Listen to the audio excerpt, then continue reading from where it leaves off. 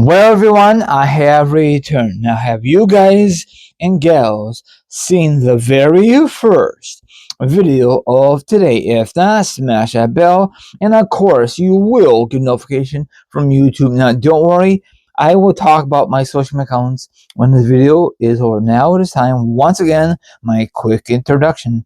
I want you guys and gals to sit back, relax, put your feet up, grab some meat, or grab something to drink. Or maybe, just maybe, you want to chill like a villain and hear my thoughts, my opinions on the subject. And of course, the link will be down below, or the article will be down below. Excuse me, once again, there will be a link. You know why? I'll tell you why right now. You can read it or watch the video down below. It is your choice. Now, let's begin here. Now, recently, Roman Reigns was on the Jimmy Fallon talk show, late night. I forgot what day it was. And he discussed about a lot of random stuff. And of course, he's going to promote WrestleMania 42 back in Las Vegas, Nevada. Now, of course, everyone knows that he's going to face Punk for the championship. I think night 1 or night 2, the main event. I don't know. I forgot what one. It's official.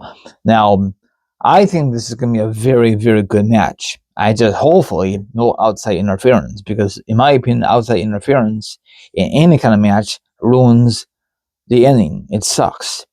Horrible. Now, I'll just give you a little preview on here. The WWE veterans unhappy with Roman versus CM Punk. Why? It's because this is for the title. If that's the case, I totally agree with that. I don't think that those two guys need to have the title around their flipping waist. Let's just be honest. It should have been Finn Balor defend that belt at Mania against whoever will be opponent. And just like you know what I'm saying? Not Dom, because Dom is not ready for the big spotlight, not just yet. But that's just my beef. It makes sense. Okay?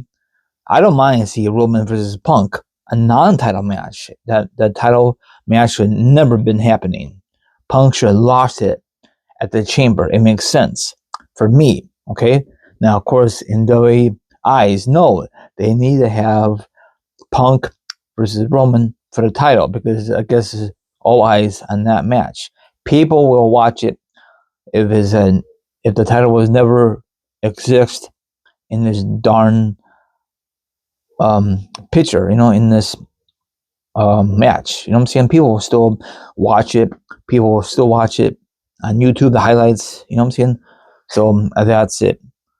Now, the only reason I am saying Punk don't need a flipping belt, because how many times has he defended since he became champion? Because Seth Rollins was injured. Exactly. I don't know how many times. Probably very, very less. Now, if Roman Reigns become champion, you know what's going to happen? I'll tell you what's going to happen. He's going to become champion, probably at Mania. And then we will not going to see him or the championship until SummerSlam. That's the next time WWE's ask him to defend it. And, of course, he's going to flip and listen, because that's his flipping job. See, if you have a full-time wrestler, he'd be there all the time. I don't know if Punk is a full-time wrestler or not. I don't think so. WWE has no choice. I'll give it to Punk. Who else are you going to give it to at the time? Exactly. I mean, there's other guys, but they don't want to push it for Mania, You could give it to Gunther, but we have not seen Gunther in a long time on TV. I don't know what the hell they're doing with that current gimmick. Character, I'm sorry. So that's it. So, or maybe Punk and Roman, maybe will be a double disqualification. I know, a crappy finish, but I will never book Punk versus Roman for the main event and for the title. I mean, I don't mind those two guys duke it out for the main event, but it does not need to have the bell line, because Roman probably is going to win. I'd be surprised if Punk retains it. I'd be very, very surprised.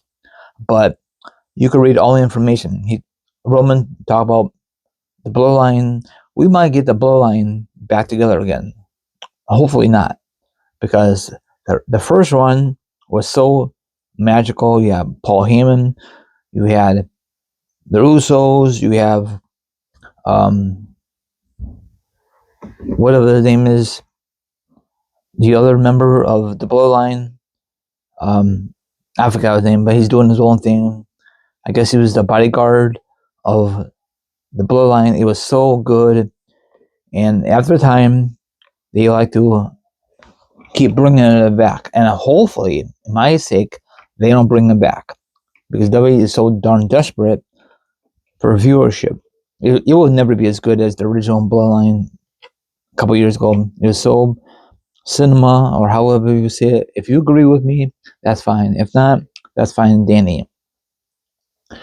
And also, I think this is the last hurrah of Roman Reigns. I don't think he signed a contract extension past Mania. I don't know how that really works. So he's getting up there in age, and now I know someone's gonna say, "Oh, age does not matter." Yes, it does. Okay, it really does. He's not spring chicken anymore. That's why he has a special contract. I was never a fan of him since day one.